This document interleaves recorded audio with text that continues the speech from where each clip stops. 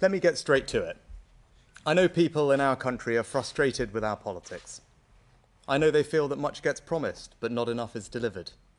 I know they watch the news or read the papers and wonder why, in the face of the facts as they have them, choices are made as they are. I know that they dislike Westminster game playing, the short-termism and the lack of accountability.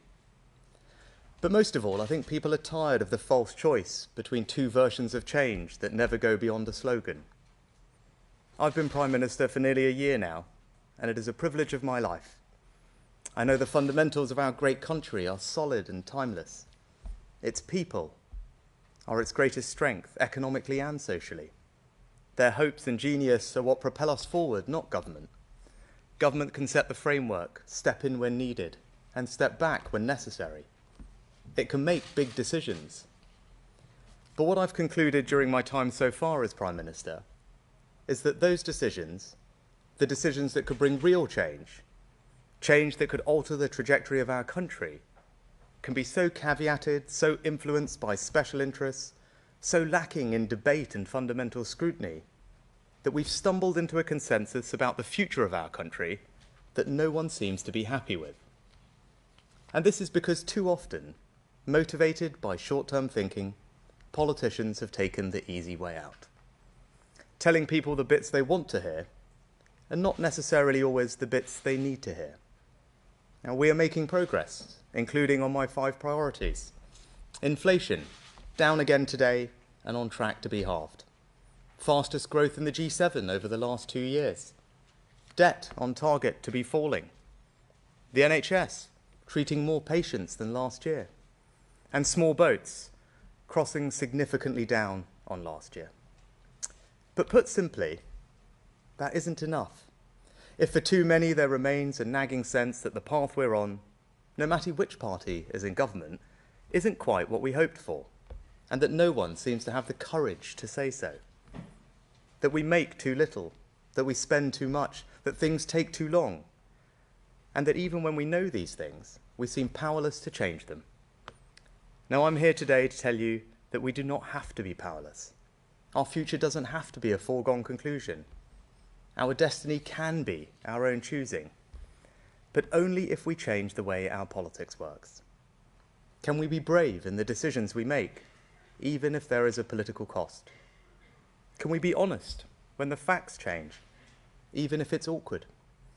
And can we put the long-term interests of our country before the short-term political needs of the moment, even if it means being controversial? I've spent my first year as Prime Minister bringing back stability to our economy, your government and our country. And now it is time to address the bigger long-term questions we face. The real choice confronting us is, do we really want to change our country and build a better future for our children? Or do we want to carry on as we are? I've made my decision. We are going to change.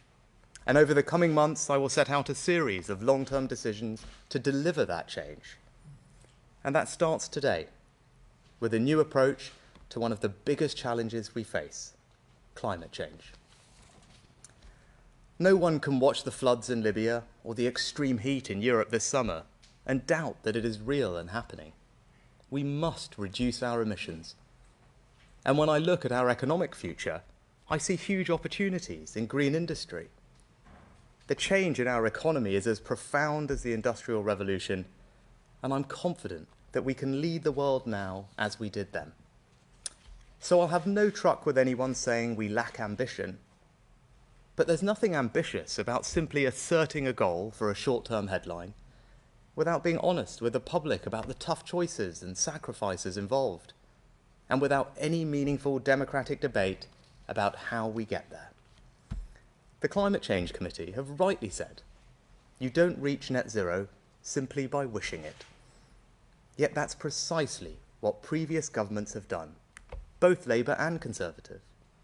No one in Westminster politics has yet had the courage to look people in the eye and explain what's really involved. That's wrong, and it changes now. The plans made on your behalf assume this country will take an extraordinary series of steps that will fundamentally change our lives. a ban on buying new boilers, even if your home will never ever be suitable for a heat pump, a ban that takes effect in just 3 years for those off the gas grid, and mandatory home upgrades for property owners in just 2 years' time. There have even been proposals for taxes on eating meat, new taxes on flying, compulsory car sharing if you drive to work, and a government diktat to sort your rubbish into 7 different bins. Now, I believe deeply that when you ask most people about climate change, they want to do the right thing. They're even prepared to make sacrifices.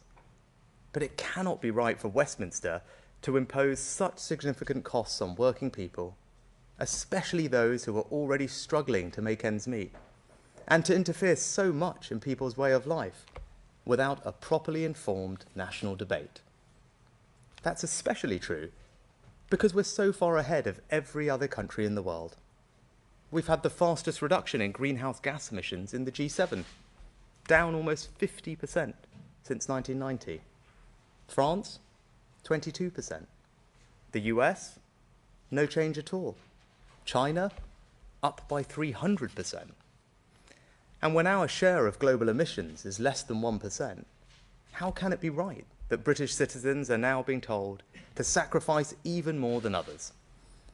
Because the risk here, for those of us who care about reaching net zero, as I do, is simple. If we continue down this path, we risk losing the consent of the British people. And the resulting backlash would not just be against specific policies, but against the wider mission itself, meaning we might never achieve our goal. That's why we have to do things differently. We need sensible green leadership. It won't be easy, and it will require a wholly new kind of politics. A politics that is transparent and the space for a better, more honest debate about how we secure the country's long-term interests. So how do we do that? What is our new approach to achieving net zero? Well, first, we need to change the debate. We're stuck between 2 extremes. Those who want to abandon net zero altogether because the costs are too high, the burden's too great, or in some cases, they don't accept the overwhelming evidence for climate change at all. And then there are others who argue with an ideological zeal, we must move even faster and go even further, no matter the cost or disruption to people's lives, and regardless of how much quicker we're already moving than any other country. Both extremes are wrong. Both fail to reckon with the reality of the situation. Yes, net zero is going to be hard and will require us to change. But in a democracy, we must also be able to scrutinise and debate those changes, many of which are hidden in plain sight, in a realistic manner. This debate needs more clarity, not more emotion.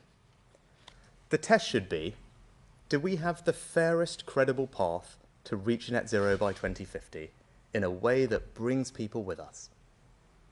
Since I've become Prime Minister, I've examined our plans, and I don't think they meet that test. We seem to have defaulted to an approach which will impose unacceptable costs on hard-pressed British families, costs that no one was ever really told about, and which may not actually be necessary to deliver the emissions reduction that we need. And why am I confident in saying that? Because over the last decade or more, we've massively over-delivered on every one of our carbon budgets, despite continuous predictions we'd missed them. We've seen rapid technological advances, which have made things like renewables far cheaper. Just consider offshore wind, where costs have fallen by 70% more than we projected in 2016. And people are increasingly choosing to go green. Look at how demand for electric vehicles has consistently outstripped forecasts. Now, given all these things, I'm confident that we can adopt a more pragmatic, proportionate, and realistic approach to meeting net zero that eases the burdens on working people. And that's the second part of our new approach. Now, I'm not saying there will be no hard choices, and nor am I abandoning any of our targets and commitments. I am unequivocal that we will meet our international agreements, including the critical promises in Paris and Glasgow to limit global warming to 1.5 degrees. I'm proud that our country leads the world on net zero with the most ambitious 2030 target of any major economy. And as we're committed as ever to helping developing countries. Just the other week, I announced $2 billion for the Green Climate Fund, the single biggest commitment of its kind the UK has ever made. But we can do all of this in a fairer, better way. And today I can set out details of what our new approach will mean for people. That starts with electric vehicles. We're working hard to make the UK a world leader. I'm proud that we've already attracted billions of new investments from companies like Tata's Jaguar Land Rover Gigafactory. And I expect that by 2030, the vast majority of cars sold will be electric. Why? Because the costs are reducing, the range is improving, the charging infrastructure is growing. People are already choosing electric vehicles to such an extent that we're registering a new one every 60 seconds. But I also think that, at least for now, it should be you, the consumer, that makes that choice, not government forcing you to do it.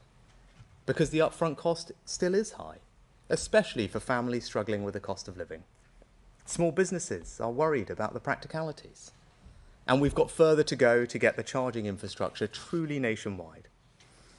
And we need to strengthen our own auto industry so we aren't reliant on heavily subsidised, carbon-intensive imports from countries like China. So to give us more time to prepare, I'm announcing today that we're going to ease the transition to electric vehicles. You'll still be able to buy petrol and diesel cars and vans until 2035. Even after that, you'll still be able to buy and sell them second-hand. We're aligning our approach with countries like Germany, France, Spain, Italy, Australia, Canada, Sweden, and US states such as California, New York, and Massachusetts, and still ahead of the rest of America and other countries like New Zealand. Now, to get to net zero, we also need a fairer, better approach to decarbonising how we heat our homes. We're making huge advances in the technologies that we need to do that, like heat pumps. But we need a balance between incentivising businesses to innovate so heat pumps become even cheaper, more effective and more attractive, but without imposing costs on hard-pressed families at a time when technology is often still expensive and won't work in all homes. For a family living in a terraced house in Darlington, the upfront cost could be around £10,000. Now, even the most committed advocates of net zero must recognise that if our solution is to force people to pay that kind of money, support will collapse and will simply never get there. So I'm announcing today that we will give people far more time to make the necessary transition to heat pumps. We'll never force anyone to rip out their existing boiler and replace it with a heat pump. You'll only ever have to make the switch when you're replacing your boiler anyway, and even then, not until 2035. And to help those households for whom this will be the hardest, I'm introducing a new exemption today so that they will never have to switch at all. Now, this doesn't mean I'm any less committed to decarbonising our homes. Quite the opposite. But rather than banning boilers before people can afford the alternative, we're going to support them to make the switch. I'm announcing today that the boiler upgrade scheme, which gives people cash grants to replace their boiler, will be increased by 50% to £7,500. There are no strings attached, the money will never need to be repaid, and this is one of the most generous schemes of its kind in Europe. Next, energy efficiency. Now, this is critical to making our homes cheaper to heat. That's why we've got big government grants, like the Great British Insulation Scheme. But under current plans, some property owners would have been forced to make expensive upgrades in just 2 years' time. For a semi-detached house in Salisbury, you could be looking at a bill of £8,000. And even if you're only renting, you'll more than likely see some of that passed on in higher rents. That's just wrong. So those plans will be scrapped. And while we will continue to subsidise energy efficiency, we'll never force any household to do it. And that's not all. The debate about how we get to net zero has thrown up a range of worrying proposals, and today I want to confirm that under this government, they will never happen. The proposal for government to interfere in how many passengers you can have in your car, I've scrapped it. The proposal that we should force you to have 7 different bins in your home, I've scrapped it. The proposal to make you change your diet and harm British farmers by taxing meat, or to create new taxes to discourage flying or going on holiday, I've scrapped those too. And nor will we ban new oil and gas in the North Sea, which would simply leave us reliant on expensive imported energy from foreign dictators like Putin. We will never impose these unnecessary and heavy-handed measures on you, the British people. But we will still meet our international commitments and hit net zero by 2050.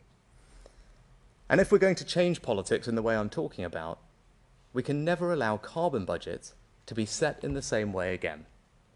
The last carbon budget process was debated in the House of Commons for just 17 minutes and voted through with barely any consideration given to the hard choices needed to fulfill it. It was the carbon equivalent of promising to boost government spending with no way to pay for it. That's not a responsible way to make decisions which have such a bearing on people's lives. So when Parliament votes on carbon budgets in the future, I want to see it consider the plans to meet that budget at the same time. If the first part of our new approach to meeting net zero is to change the debate, and the second part is a more pragmatic, proportionate, and realistic approach that eases the burdens on families, then the third is to embrace with even greater enthusiasm the incredible opportunities of green industry and take the necessary practical steps to create whole new sectors and hundreds of thousands of good, well-paid jobs right across the country. We're already home to 4 of the world's largest offshore wind farms. We're building an even bigger one in Dogger Bank and improving our auction process to maximise private investment into this world-leading industry. We're lifting the ban on onshore wind. We're investing in 4 new clusters to capture and store carbon from the atmosphere. And we're building new nuclear power stations for the first time in 30 years. Just this week, we took a significant long-term decision to raise funding for Sizewell C, putting beyond all doubt our commitment to decarbonising our power sector. And later this autumn, we'll shortlist the companies to build a new generation of small modular reactors. But one of our biggest constraints to reaching net zero and improving our energy security is this. We're investing billions in new energy projects, yet we don't have the grid infrastructure to bring that power to households and businesses. And when energy security is national security, that's unacceptable. Right now, it can take 14 years to build new grid infrastructure. There are enough projects waiting to be connected to generate over half of our future electricity needs. So I can announce today that the Chancellor and Energy Security Secretary will shortly bring forward comprehensive new reforms to energy infrastructure. We'll set out the UK's first ever spatial plan for that infrastructure to give industry certainty and every community a say. We'll speed up planning for the most nationally significant projects, and we'll end the first-come, first-served approach to grid connections by raising the bar to enter the queue and make sure those ready first will connect first. So from offshore wind to nuclear to a revolution in our energy infrastructure, investors should have absolute confidence that we're getting on with the job and the UK will remain the best place in the world to invest in the green industries of the future. Not least because of something else that this country has always excelled at, innovation in new technologies. As a country that emits less than 1% of the world's carbon emissions, one of the most powerful contributions we can make is our unique ability to develop new technologies that can help the world. Like the Sense Wind team in Scotland developing the technology to service offshore floating wind turbines while still out at sea. Or the researchers at Cambridge who pioneered a new way to turn sunlight into fuel. And that's why today we're going further, creating the new £150 million Green Future Fellowship. This will support at least 50 leading scientists and engineers to develop real breakthrough green technologies. And it builds on the £1 billion I invested as Chancellor in the Net Zero Innovation Portfolio. And finally, we can't tackle climate change without protecting nature, and vice versa. Just the loss of forests alone accounts for the equivalent of 10 times the global emissions of the entire United Kingdom. And in the coming weeks, ahead of my attendance at COP28, I will set out the next stage in our ambitious environmental agenda. So in conclusion, this country is proud to be a world leader in reaching net zero by 2050. But we simply won't achieve it unless we change. We're now going to have a better, more honest debate about how we get there. We'll now have a more pragmatic, proportionate and realistic approach that eases the burdens on families, all while doubling down on the new green industries of the future. In a democracy, that's the only realistic path to net zero. Consent, not imposition. Honesty, not obfuscation. Pragmatism, not ideology. That's how we'll turn the challenge of net zero into the greatest opportunity and the proudest achievement of our lifetimes. And this is just the start. What we begin today is bigger than any single policy or issue. We are going to change the way our politics works. We are going to make different decisions. We won't take the easy way out. There will be resistance, but we will meet it, because I am determined to change our country and build a better future for our children. Nothing less is acceptable.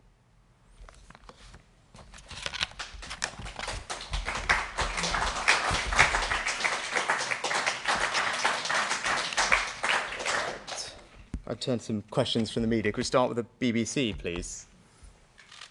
Thank you, Prime Minister. Chris Mason, BBC News. Boris Johnson says you're faltering. Businesses say you've robbed them of certainty, and one of your former cabinet colleagues suggests that this risks putting you on the wrong side of history. Is this all because you're panicking about losing the election? I've been thinking about these issues for a long time, and as Chancellor, I was concerned about the impact on families of some of the policies that were being mooted.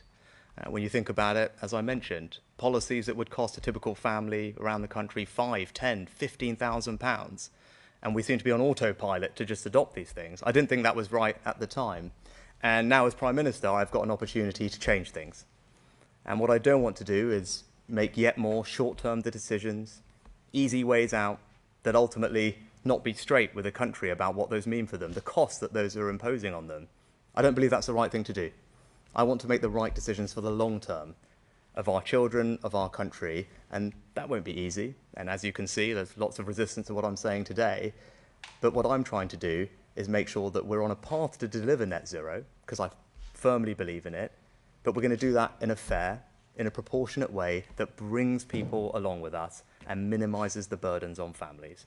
Now, I think that's an incredibly reasonable and realistic approach. In fact, I think it's the only approach that's going to actually get us to net zero and carry the country with us. So look, lots of people are going to have their views, and I respect their right to disagree with me, but ultimately it's incumbent on them to then explain to families up and down the country why, if they disagree with me, they're willing to impose those costs, £10,000, £15,000 on those families in pursuit of something when it's not necessary, when we can meet our carbon targets without it, when we remain a world leader. Right? That's a question for them, because I think my approach is the right one. Next, can we go to ITV? Prime Minister, you know probably better than anyone that we've had years of underinvestment caused by economic instability, which has in turn led to low growth. When you became Prime Minister, you pledged to restore stability. By delaying the targets for motor vehicle replacement, boiler replacement, many big businesses that want to invest in this country say you've pulled the rug from under them and you've increased instability. The reverse of what you wanted to do, you said. The best thing I can do for business is ensure that we actually continue to deliver net zero, because it has the consent of the British public. And as you can see in other countries around the world, when people have tried to go too fast, haven't had an open and honest conversation with the country, they've ultimately had to change course. That's not the right thing to do. And that's what we're doing today. We're putting in place the right policies that will ensure that we get to net zero, bring people along with us, and that's what ultimately will give businesses the certainty that they need to invest. You mentioned a couple of specific things, the time frame for transitioning electric vehicles.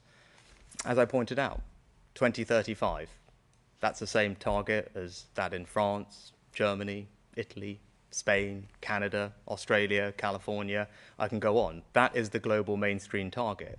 In an industry that is global in nature with imports and exports that we are integrated into, it's hard for anyone to say that that is somehow putting us at a disadvantage. I also think what the auto industry wants us to deliver, which we will now be able to, is our mandate to get from here to there. Because, as I said, this is about 2035 is one aspect of it, but between now and then, we are going to make progress in transitioning to electric vehicles. And we're working with industry, put in place the pathway to get there that they are incredibly supportive of. The other thing I would say to industry is we're doubling down on the other things that they want from us, and that's grid infrastructure. If I speak to any business today that is interested in this space, and my cabinet colleagues over there will be nodding, right? If you speak to Mark, speak to Kemi, speak to Claire, what does every business ask them about? How do we connect to the grid faster? We want to decarbonise. We want to grow. But if it's going to take us years to connect, that's not going to work. We're not going to get to energy security or net zero that way. That's why the reforms that I announced today that the Chancellor and the Energy Security Secretary will flesh out in more detail in the coming weeks will make a transformative difference for business, and particularly those in the power sector, those companies that are queuing up to deliver more renewables, and you'll know that because you speak to them as well, Robert. They'll all be asking about grid connections, but we're about to bring forward the most transformative plans that anyone has done to upgrade our grid infrastructure and speed up connections to it. So I think any which way you look at it, we're continuing to do the right things for business, whether it's investing in R&D to realise the benefits of innovation. Again, that's something we can do better than almost anyone. Speeding up grid connections, but most importantly, providing the certainty and clarity that we have a path that is sustainable because it's going to be done with people's consent. And I think that is something that they will prize above everything else. Next, we go to GB News. Prime Minister, you mentioned there the unacceptable costs on hard-pressed British families. How much will these changes save the average working family? And you talk about consent. Why not put net zero by 2050 to a referendum with the British people? Well, when it comes to the costs, I think you're absolutely right to highlight them. And that's why I've taken the decision that I've taken, because some of the things that were being proposed would have cost typical families upwards of £5,000, £10,000, £15,000. Obviously, it depends on the type of property you live in, but for some people off the gas grid, forcing them to install a heat pump would have meant not just the cost of a heat pump, which could be in property like that, something like £13,000 instead of the boiler that they would have done, but also could have meant that they had to make costly improvements to their energy efficiency at the same time, which could have been upwards of £20,000. Now, that's to give you a sense of the scale. Or you take energy efficiency upgrades, which, again, we were 2 years away from imposing on people. The average cost of those energy efficiency upgrades is about £8,000. For a quarter of all households, they're well upwards of 10. Right? These are the types of numbers that we're talking about. So, look, I get that lots of people out there are going to be critical of what I'm doing today. They'll have their own views. But as I said earlier, I guess the question for all those people who are criticising this approach is to ask them to justify to all those families up and down the country why they think it's right, to ask them to find £5,000, £10,000, £15,000, £20,000 at a time when budgets are obviously tight, because we're working on getting inflation down, in pursuit of a goal that we can deliver without doing those things in a measured way, and still at the same time be world leading with our ambition. That's the question for everyone else. I'm interested in doing the right long-term thing for the country and actually bringing people along with me and minimising those costs on families. And that's why I think what we're announcing today, it is a break from the past, it is a change. It's a different way to approach these decisions, but I think it's the right thing to do, and I think it will have very broad support in the country. Referendum? No, I think we've had enough referendums, quite frankly. But I think the point about consent is important, and that's motivating me to do what I'm doing today. As I said, we haven't had an honest conversation about these issues in a long time. Right? It's not enough to just announce these targets, because it's great headline in the short term, but kind of will this thing to happen. That's not right. That's not the type of leadership that I believe in, right? I'm Prime Minister. I want to be upfront and honest about what we're doing. I believe in net zero. We're going to get to net zero, but we're going to do it in a fair and proportionate way that is mindful of the impact on families. I'm absolutely confident we can do it. We're going to double down in all the areas where we can make a massive difference. We're going to save people money in the process. But throughout, we will do it with people's consent, because that is how we're going to bring them along with us. And if we don't do that, those of us who believe in delivering it will lose people. And that's not right. And that's what I'd say to those people on the extremes of this debate, the people who approach this with an ideological zeal that they will happily pay any price, they'll impose any cost on families in pursuit of it. That's not right. And what you will end up doing is damaging the cause of net zero, because people will be turned off. And I don't want to see that happen. Next, we go to the Times. Prime Minister, you've talked about phasing out the installation of new gas boilers from 2035. I've just been reading the heat and building strategy from 2021, and it has exactly the same policy. So how is the policy you're announcing today any different from what the government's already committed to? So when it comes to heat, there are a range of different things that were being proposed. And of course, look, it's right, we need to decarbonise our heat first and foremost, right? Everyone who believes in net zero has to acknowledge that over time we need to change how we heat our homes. I want to be upfront with everyone about that, because that's what's necessary. I wouldn't be being straight with you if I was on the one hand saying we're going to deliver net zero, but then pretending that we weren't going to have to change how we heat our homes. We do, but we can do it in a much more measured way. Now, there were a range of things that were being proposed. In just a couple of years, some property owners were being forced to massively upgrade the energy efficiency of their homes at an average cost of about £8,000. We've stopped that from happening.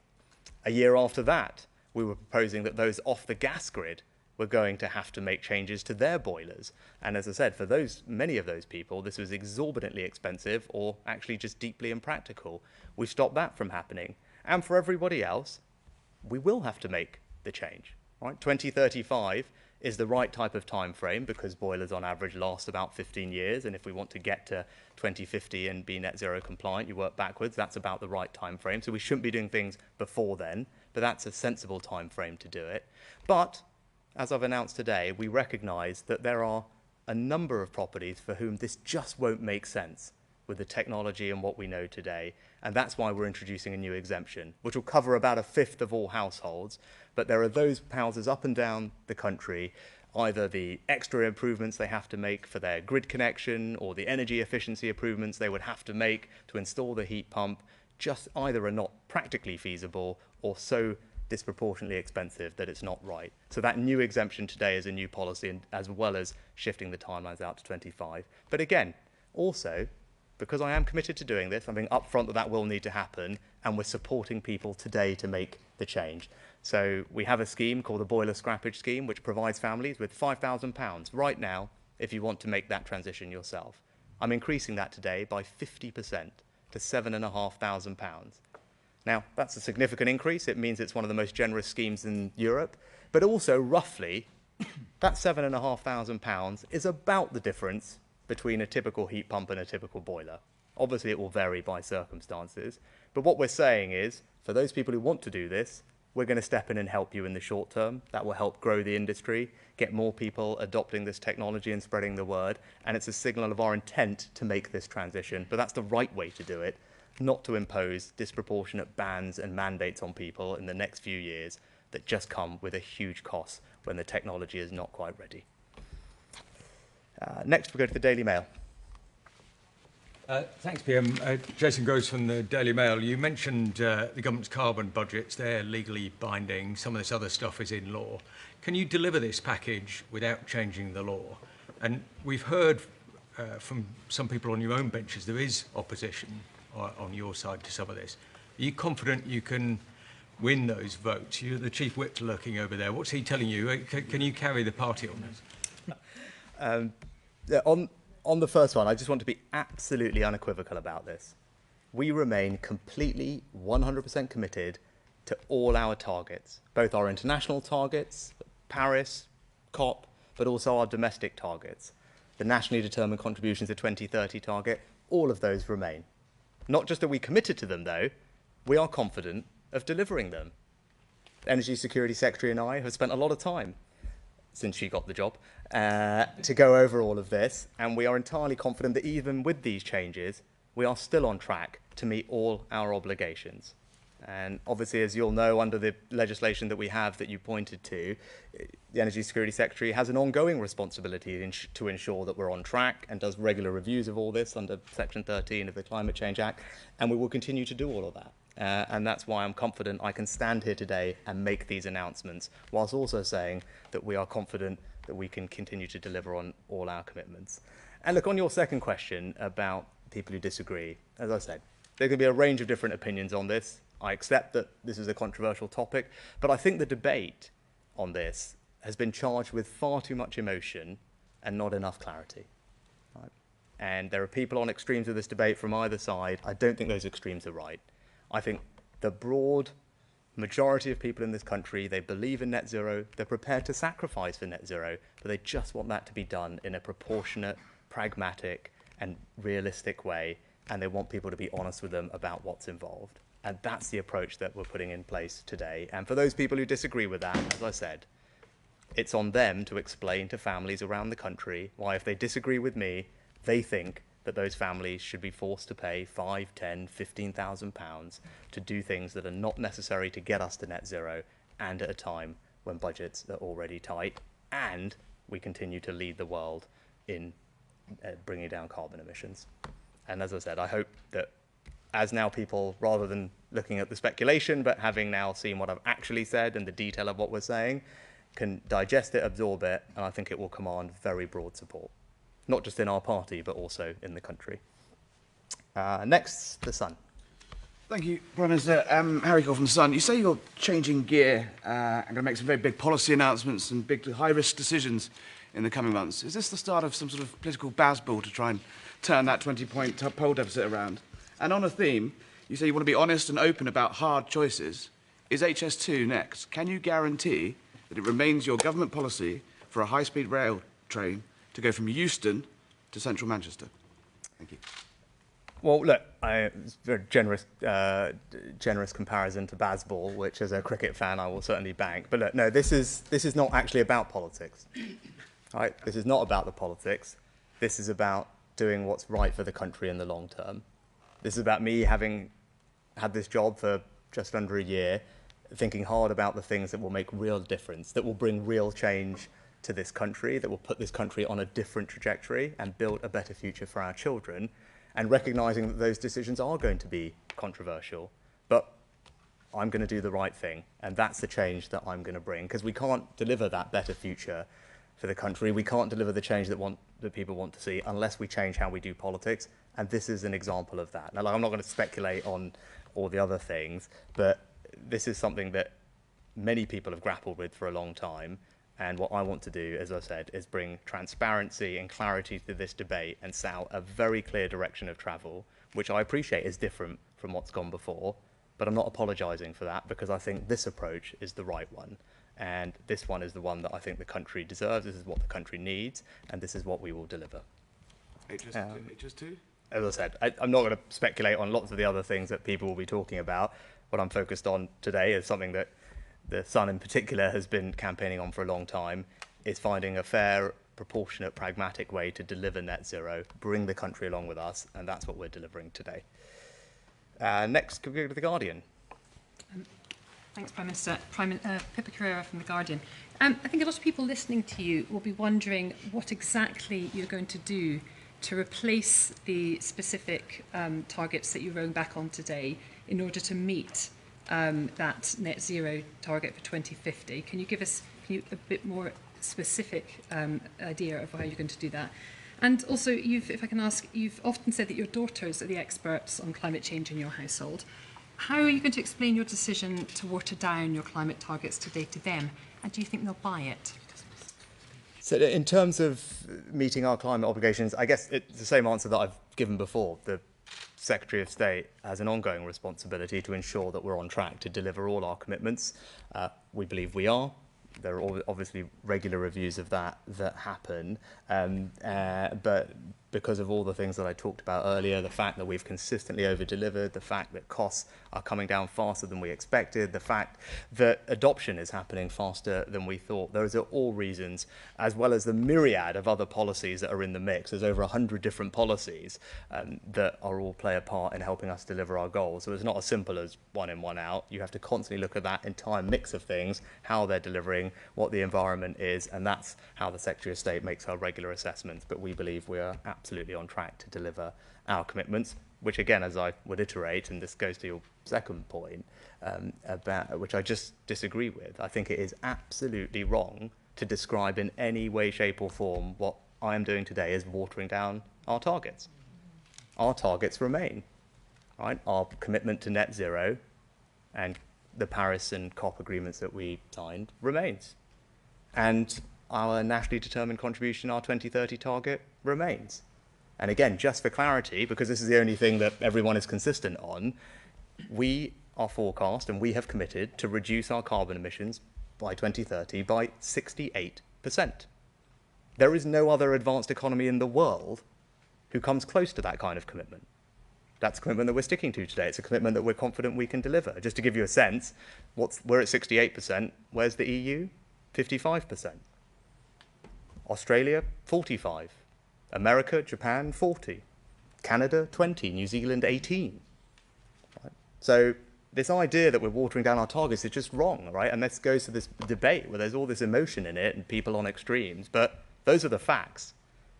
So if someone thinks that what we're doing is somehow not sufficient, not ambitious enough, I don't know what they'd say to pretty much every other country in the world, because we are way out ahead already and continuing to maintain that leadership. So I'm very confident that what we're doing is right, because not only do we have these world-leading targets, we're actually just doing it in a better way that will bring the country along with us and save families thousands of pounds. And there's nothing watering down about that. But that's why I have no problem whatsoever defending it, not just to my daughters, who, quite frankly, these aren't, it's not them who are going to have to fork out 10 grand, right? This is the families up and down the country right now who are working hard. Inflation is higher than any of us would like it to be, but thankfully today the numbers show that we're on track to bring it down. And the question is, I don't want those families to have to bear unnecessary costs at the same time as delivering all these things, and we don't have to. So I'm entirely comfortable with what I'm doing, and I think it's entirely wrong to describe it in any way, shape or form as watering anything down. And lastly, LBC. Hi, Natasha Clark, LBC. Theresa May brought in the net zero target in 2019, as you know. Why has it taken the Conservative Party 4 years to be honest about the cost of net zero and what it all means for us? And will you now be honest today and admit that despite this delay, despite these pushing back, getting to net zero will cost Britain and the taxpayer quite a lot of money? I don't think this is about actually individuals or personalities. As I said in my speech, right, look, we talk about net zero in 2008, the original act, and I think both parties over that long period of time, haven't had this honest conversation with the country about what exactly is involved. And there are lots of reasons for that, but it's not easy, right? You can see all the flack I'm getting today and yesterday because trying to have this conversation when it's charged with so much emotion, when there's people who are just very ideological about it, is not an easy thing to do. But that's not going to stop me from doing what I believe is right. Right, so I'm not going to chase the short-term headline. I'm not going to take the easy way out. That's not how I'm going to do this job. I am going to bring change because I want to put this country on a different trajectory. I want a better future for our children, and we're not going to get that unless we change how we do things. And today is the first example of a big change in approach, a change in the way we do politics, to put the long-term interests of the country first, ahead of the short-term and chasing the easy way out. And as I said, I think it's the right thing to do, and I genuinely believe it will command very broad support. Thank you very much for your time.